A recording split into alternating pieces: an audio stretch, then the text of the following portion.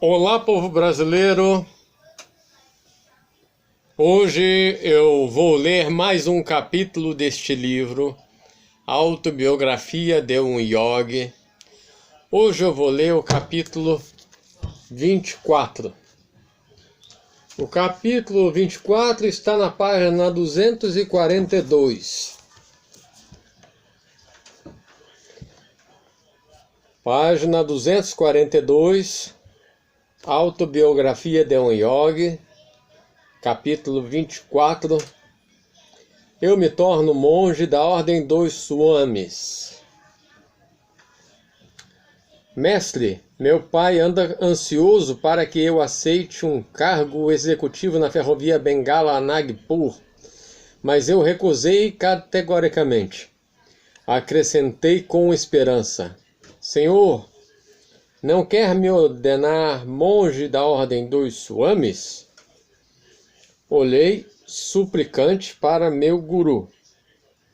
Em todos estes anos, para testar a profundidade de minha determinação, ele recusara idênticos pedidos.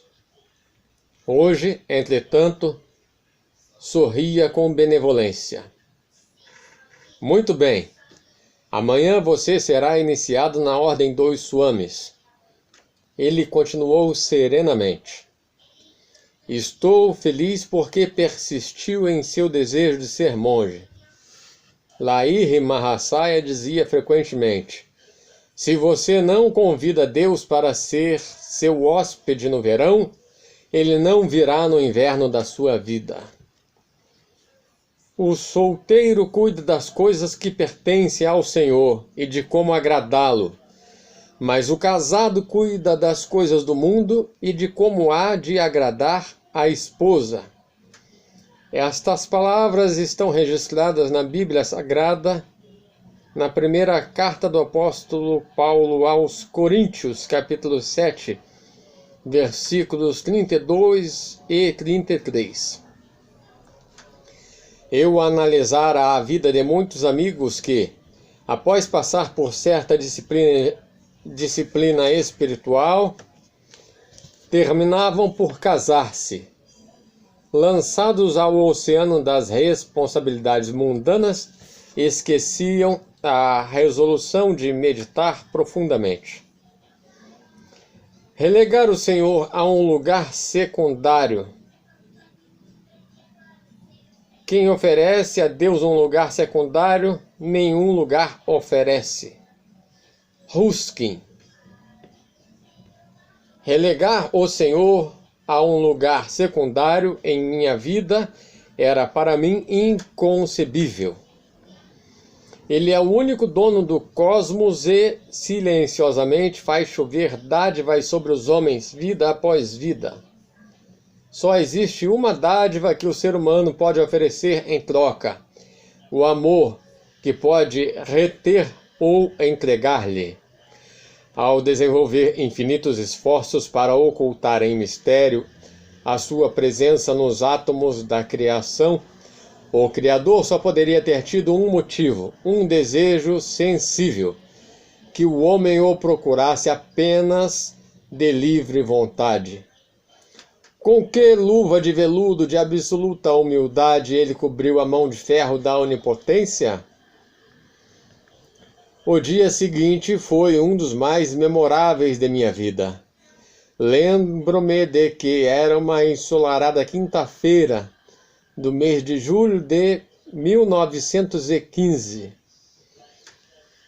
Algumas semanas depois de minha formatura na faculdade.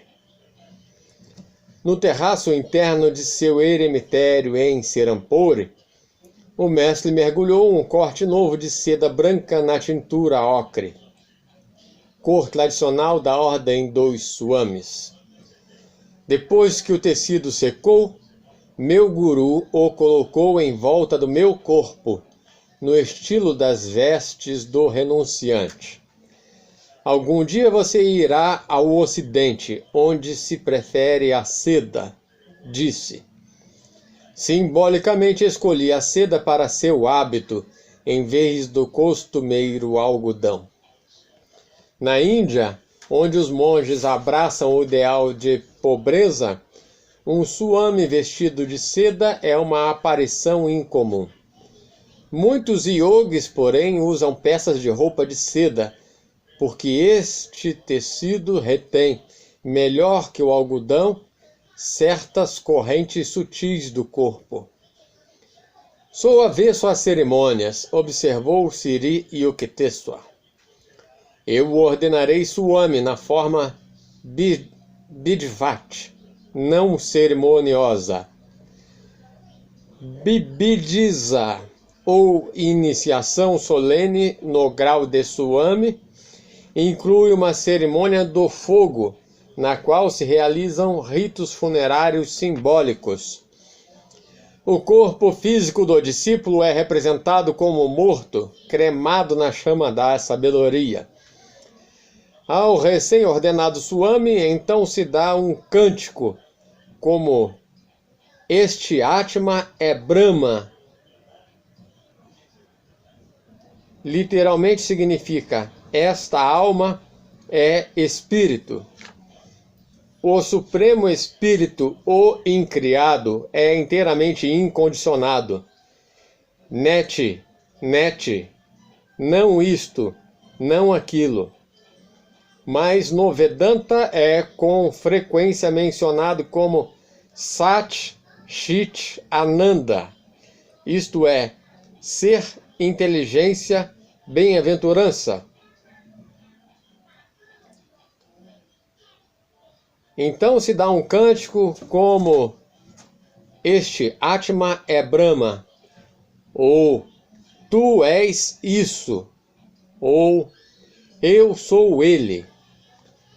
Sri Yukteswar, contudo, em seu amor à simplicidade, dispensou todos os ritos formais e apenas me pediu que escolhesse um novo nome. Dar-lhe-ei o privilégio de escolhê-lo, disse sorrindo. Yogananda, respondi após um momento de reflexão. Yogananda é um nome bastante comum entre os swamis. O nome significa bem-aventurança através da união divina. Ananda Yoga. Yogananda. Assim seja, renunciando a seu nome de família, Mukunda Lal Ghosh, doravante será chamando Yogananda, do ramo Giri, da ordem dos swamis. Ao me ajoelhar diante de Sri Yukteswar e ao ouvi-lo pronunciar pela primeira vez meu novo nome, meu coração transbordava de gratidão. Como ele trabalhava amorosa e incansavelmente para que o menino Mukunda se transformasse um dia no monge Yogananda. Alegremente cantei alguns versos em sânscrito do longo cântico do Senhor Shankara. Shankara é frequentemente conhecido como Shankaracharya. Acharya significa instrutor espiritual. Datas referentes a Shankara são assunto habitual de discussão entre eruditos. Alguns registros indicam que o incomparável monista viveu no século VI a.C. O sábio Anandagiri apresenta as datas 44 até 12 a.C. Historiadores ocidentais atribuem a Shankara o século 8 depois de Cristo, uma afinidade com várias épocas. O falecido Jagadguru Sri Shankaracharya, do antigo Govardhan Math em Puri, Sua Santidade Bharati Krishna Tirtha, visitou os Estados Unidos durante 3 meses em 1958. Foi a primeira vez que um Shankaracharya veio ao Ocidente. Sua histórica viagem realizou-se sob o patrocínio da Self-Realization Fellowship. Ele fez palestras nas principais universidades americanas e participou de um debate sobre a paz mundial com o eminente historiador Dr. Arnold Toynbee. Em 1959, Sri Shankaracharya de Puri aceitou o convite de Sri Dayamata, presidente, para ser o representante dos gurus da Self-Realization Fellowship, Yogoda Satsanga Society of India, e dar a iniciação na Ordem dos Swamis a 2 monges da Yogoda Satsanga. Ele conduziu a cerimônia no templo de Sri Yukteswar, no ashram da Yogoda Satsanga em Puri. Nota da editora.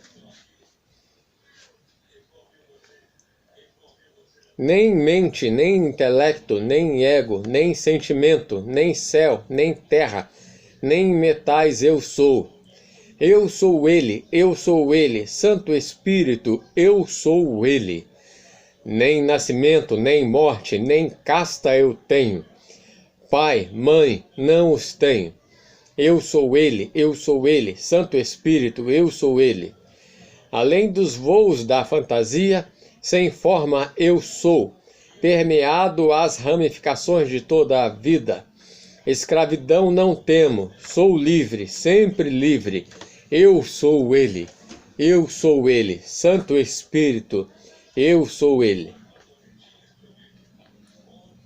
Agora, nessa página aqui, tem uma fotografia do Sri Shankaracharya, na sede da Self-Realization Fellowship.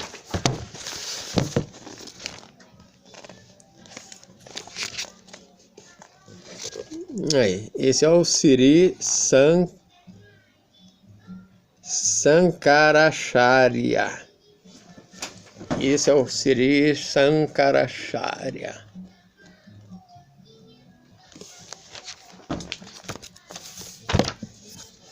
Sri Jadaguru Sri Shankaracharya Bharati Krishna Tirtha de Puri, Índia, na sede central da Self-Realization Fellowship, fundada em 1925 por Paramahansa Yogananda, em Los Angeles.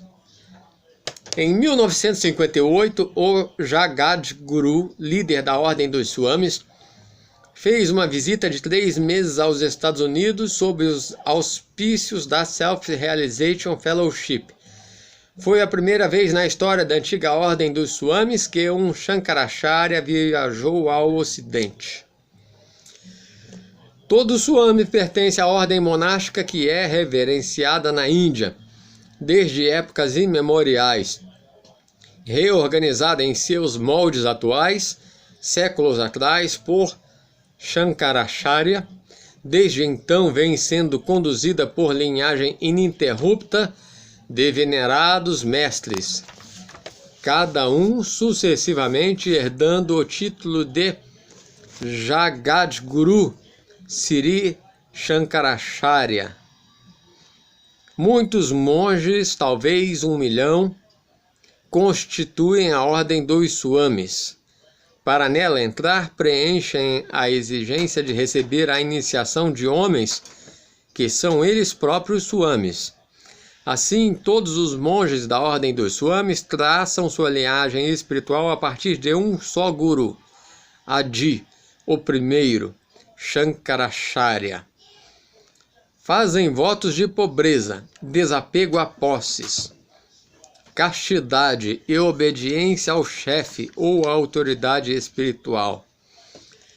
Sob muitos aspectos, as ordens monásticas do cristianismo católico são semelhantes à ordem dos Swamis, cuja antiguidade é maior.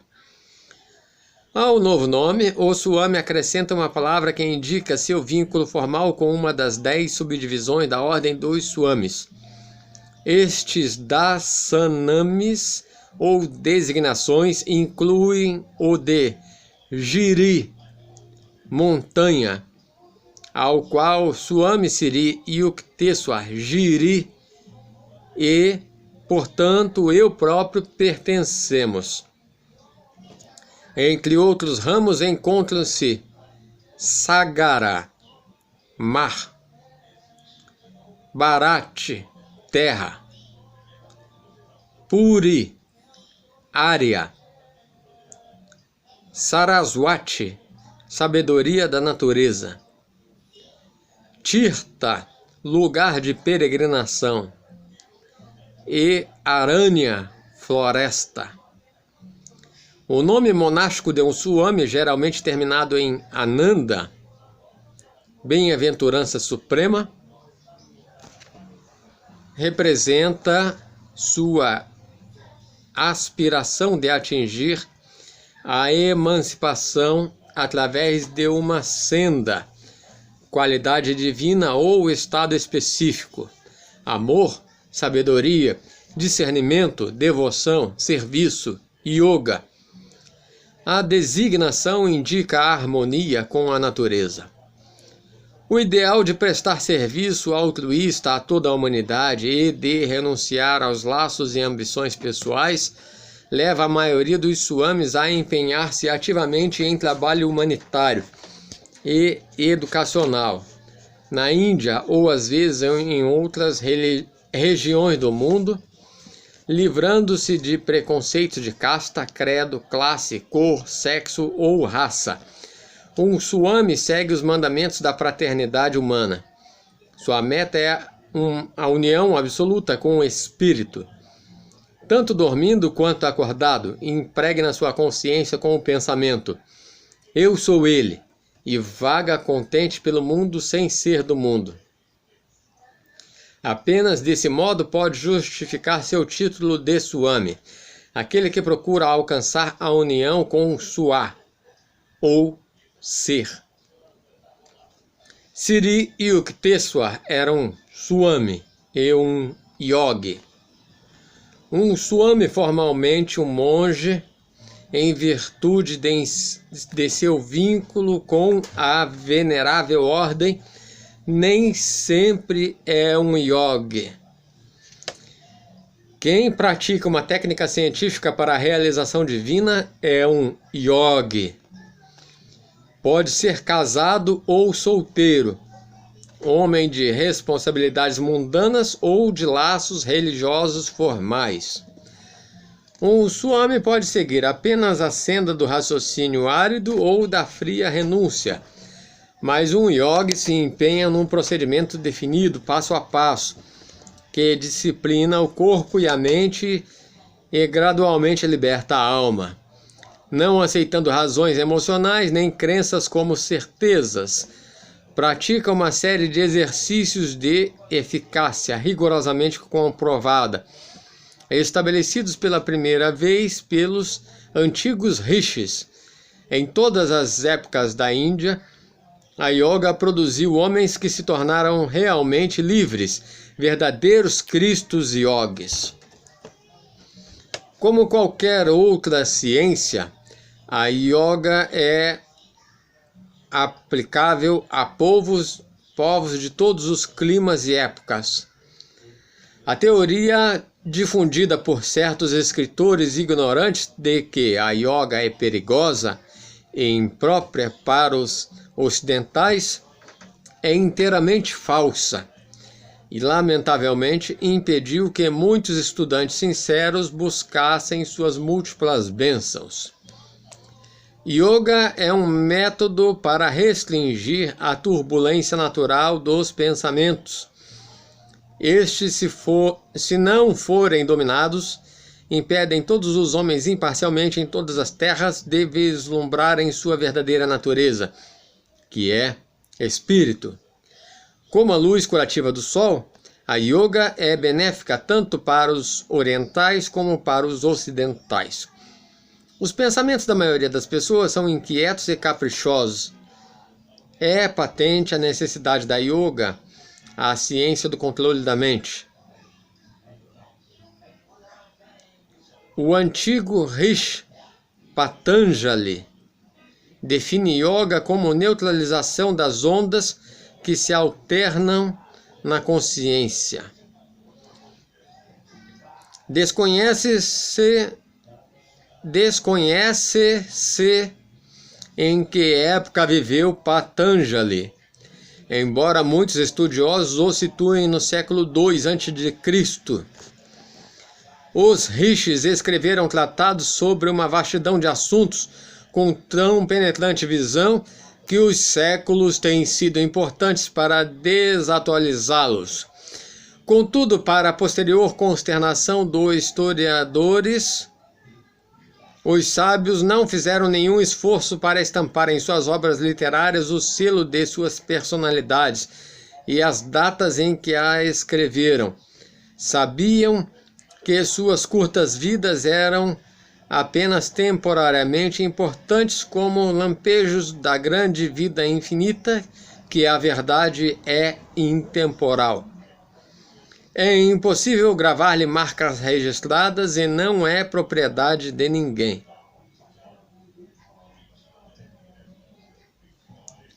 Chitta Vritti Nirodha Yoga Sutra 1.2, que também se pode traduzir como cessação de todas as modificações da substância mental. Chitta é um termo abrangente para designar o princípio do pensar, que inclui as forças vitais prânicas, manas, mente ou consciência dos sentidos. Ahankara, princípio do ego. E Buddhi, inteligência intuitiva.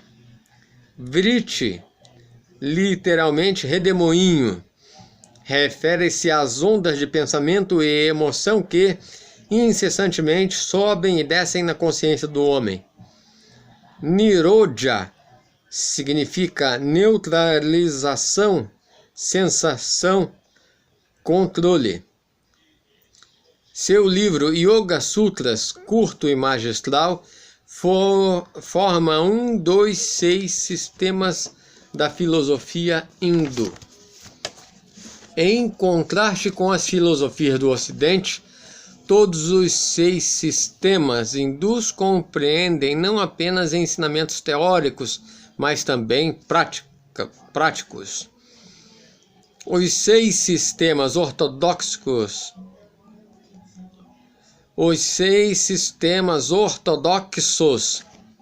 baseados nos Vedas são Sankhya, Yoga, Vedanta, Mimamsa, Nyaya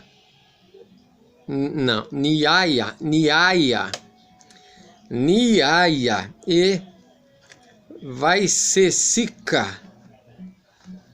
Os leitores com tendência acadêmica se deliciarão com as sutilezas e o amplo escopo destas antigas formulações resumidas em inglês no livro Uma História da Filosofia Indiana, volume 1, do professor Surendranath Dasgupta, publicado pela editora da Universidade de Cambridge. Depois de proceder a todas as investigações ontológicas concebíveis, os sistemas hindus formulam 6 disciplinas bem definidas, com o objetivo de acabar permanentemente com o sofrimento e atingir a bem-aventurança intemporal. Os Upanishads de posterior redação consideram os Yoga Sutras entre os 6 sistemas como a obra que contém os métodos mais eficazes para atingir a percepção direta da verdade. Por meio das técnicas práticas de yoga, o homem deixa atrás de si para sempre os reinos áridos da especulação e conhece por experiência própria a verdadeira essência. O sistema de yoga de Patanjali é conhecido como Senda Octupla. Não deve ser confundido com o nobre caminho óctuplo do budismo, um guia para a conduta humana que abrange 1. Ideais concretos. 2. Motivos concretos. Motivos corretos. 3. Peraí. Tá errado. 1. Ideais corretos. 2. Motivos corretos. 3. Palavras corretas. 4. Ação correta. 5. Meios de vida corretos. 6. Esforço correto. 7. Recordação correta do ser. E 8. Realização correta. Samadhi. Os primeiros passos são 1. Yama, conduta moral. 2. Niyama, observâncias religiosas. Yama é conseguido através de evitar ofender ou prejudicar os outros, falar a verdade, não roubar, continência e não ambicionar o que é alheio. As prescrições de Niyama são pureza de corpo e mente, contentamento em todas as circunstâncias, autodisciplina, autoanálise, contemplação e devoção a Deus e ao Guru. Os passos seguintes são 3. Asana, postura correta. A coluna vertebral deve estar reta e o corpo firme em posição confortável para a meditação. 4. Pranayama, controle de prana, correntes vitais sutis. 5. Pratyahara, retirar os sentidos dos objetos exteriores. Os últimos passos são forma de yoga propriamente dita. 6. Dharana, concentração, manter a mente numa só ideia. 7. Dhyana, meditação. E 8. Samadhi, experiência superconsciente. A senda octupla de yoga leva à meta final de Kaivalya, o absoluto, em que o yogi experimenta a verdade acima e além de toda a compreensão intelectual. Pode-se perguntar, quem é maior, um Swami ou um yogi? Quando se atinge a união com Deus, desaparecem as diferenças dos vários caminhos. O Bhagavad Gita, entretanto, salienta que os métodos de yoga são oniabrangentes. Suas técnicas não se destinam apenas a certos tipos e temperamentos, como, por exemplo, as poucas pessoas que têm inclinação para a vida monástica. A yoga não exige obediência formal. A ciência da yoga satisfaz uma necessidade universal e por isso possui um natural apelo universal. Um verdadeiro yogi pode cumprir seus deveres no mundo onde ele é como manteiga na água e não como leite facilmente diluível da humanidade indisciplinada.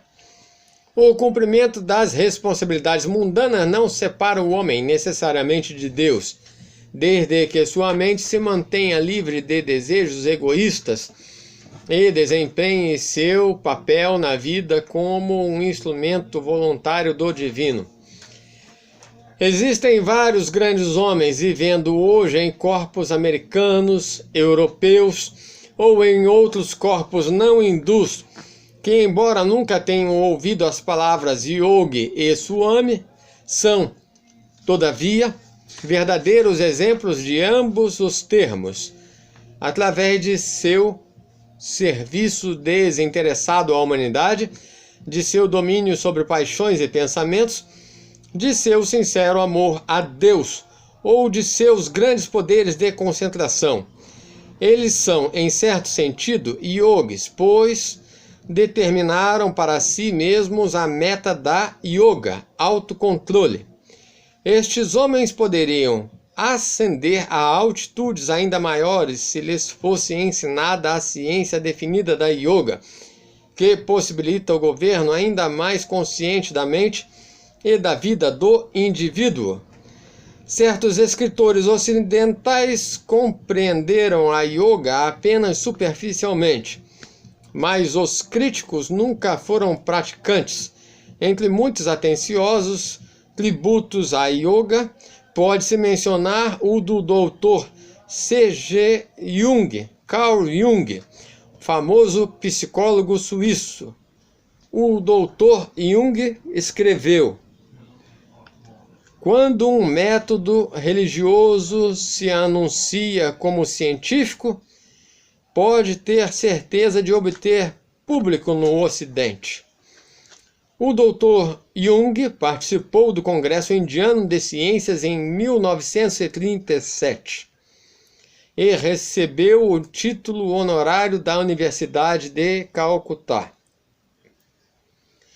A parte o encanto da novidade e o fascínio por tudo que é pouco compreendido, a yoga tem bons motivos para conseguir muitos adeptos. Oferece a possibilidade da experiência controlável e assim satisfaz a necessidade científica de fatos. Além disso, a yoga, em virtude de sua amplitude, profundidade de sua idade venerável, de sua doutrina e método que abrange todos os aspectos da vida, promete possibilidades jamais sonhadas.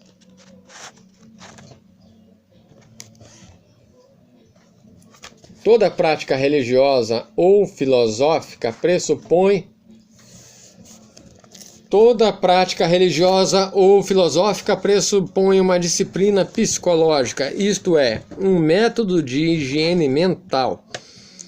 Os múltiplos processos puramente corporais da yoga compreendem também uma higiene filosófica superior aos exercícios de ginástica e respiração comuns, pois não é apenas algo mecânico e científico, mas é também filosófico.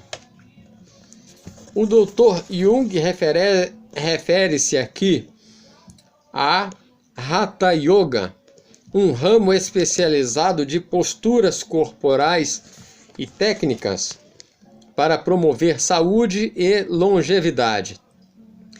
Hatha é útil e produz resultados físicos espetaculares, mas este ramo da yoga é pouco utilizado pelos yogis que buscam a libertação espiritual.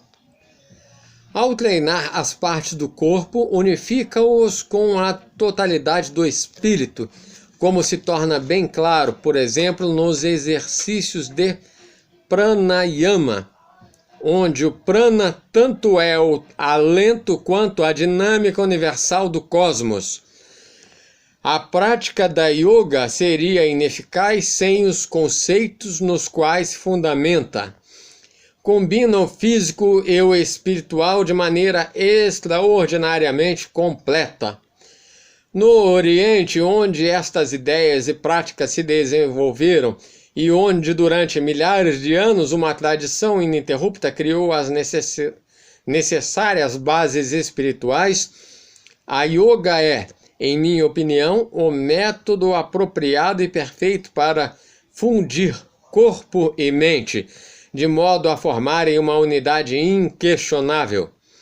Esta unidade cria uma disposição psicológica que possibilita intuições que transcendem a consciência. Aproxima-se para o Ocidente o dia em que a ciência interna do autodomínio será considerada tão necessária quanto a conquista externa da natureza. A era atômica verá surgir uma mente humana mais sensata e mais aberta pela verdade. Agora é cientificamente inegável de que a matéria é, em realidade, uma concentração de energia.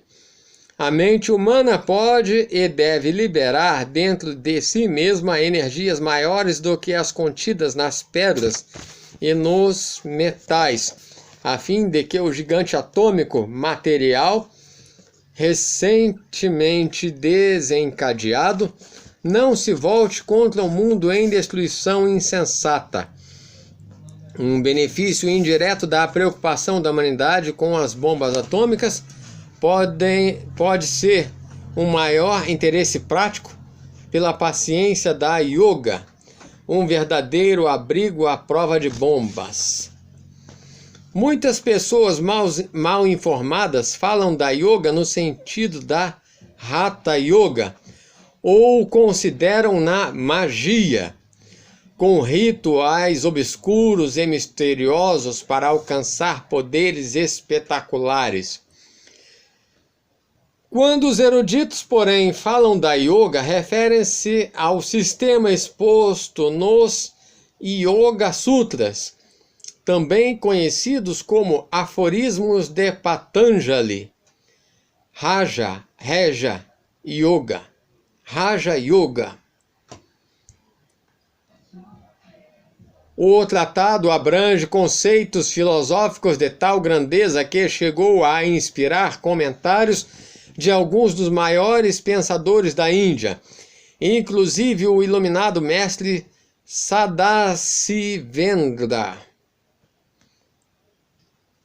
Como os outros 5 sistemas filosóficos ortodoxos baseados nos Vedas, os Yoga Sutras consideram que a magia da pureza moral, os 10 mandamentos de Yama e Niyama, é a preliminar indispensável à sólida investigação filosófica. Esta exigência pessoal sobre a qual não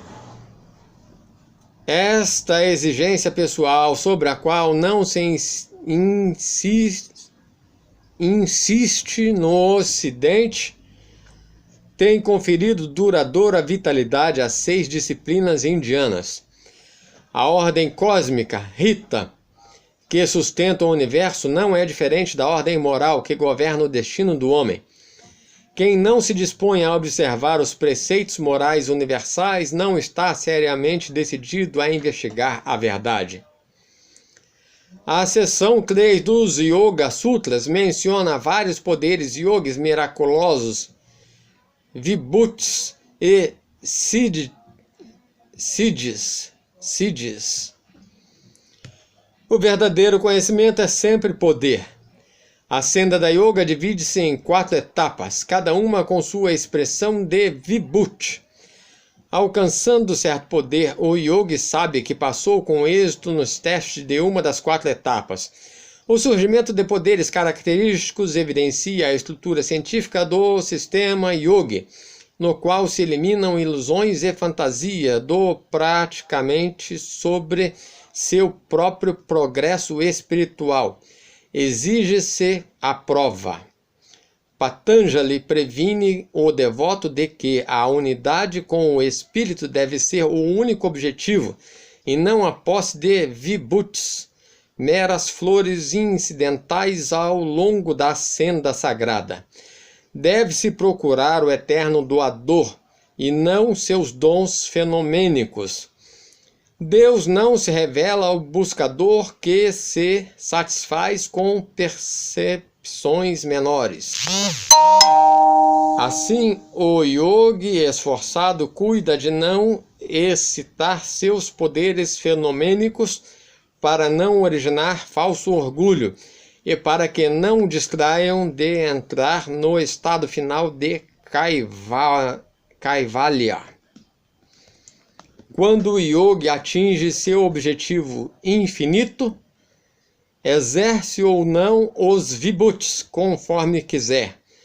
Todas as suas ações, milagrosas ou não, são assim desempenhadas sem envolvimento kármico.